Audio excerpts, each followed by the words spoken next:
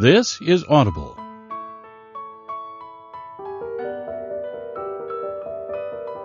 Macmillan Audio presents Final Target by Nora Roberts. Read for you by January LaVoy.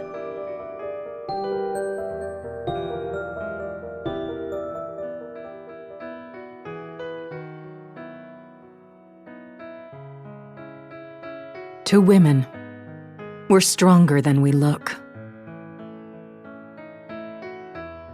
Part 1. Shattered. Like one that on a lonesome road doth walk in fear and dread, and having once turned round walks on, and turns no more his head, because he knows a frightful fiend doth close behind him tread. Samuel Taylor Coleridge. Chapter 1. The back room of Next Chapter bookstore tended toward organized chaos. The small space held a counter, a couple of stools, shelves crammed with books. Boxes of books yet unopened were stacked along one of the short walls. Arden knew where everything was, down to the extra pens, the rolls of tape, the box cutters, the printer paper, the Sam's Club M&Ms, and all the rest.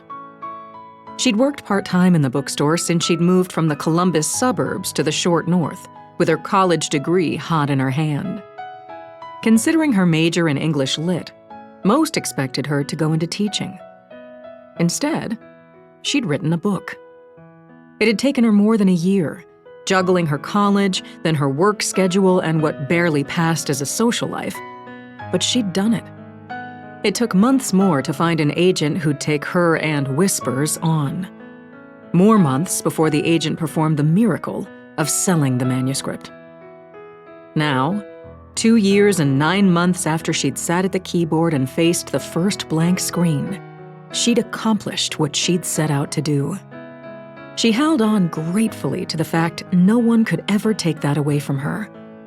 Whether or not she sold a single copy, whether or not everyone who bought it or borrowed it thought it stank, she'd sold and published a book.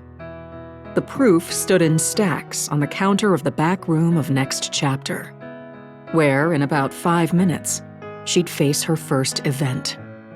She knew how signings and readings worked. As a bookseller, she'd helped run plenty of them. But now, instead of managing the line or ringing up sales, she'd be the one sitting at the table, signing a book with her name on the cover. Whispers by Arden Bowie. Because it made her giddy, Arden picked up a book from the stack just to look at it again. Her name on the cover, her words inside.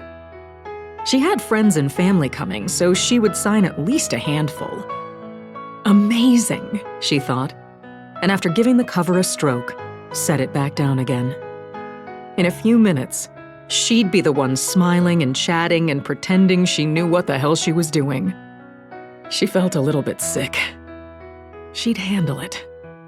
Maybe she'd been born an introvert, but she'd taught herself to be outgoing, she reminded herself. A good thing, as she'd been taller than most of the boys her age, and gawky with it. Tall, gawky, with hair just red enough to make her feel awkward? A natural outcast, if she hadn't pushed herself. Then, when her parents hadn't come home from their date night, when they'd been two of the fatalities, when a 16-wheeler had skidded on icy roads, she'd been the orphan. The 14-year-old orphan who'd had to move from Brooklyn to Columbus, Ohio, and the home of an aunt and uncle and 2 cousins she barely knew. She'd been the angry, grief-soaked kid without a choice. She hadn't made it easy for them, but gave herself a break there. They certainly had given her one. They were out there now.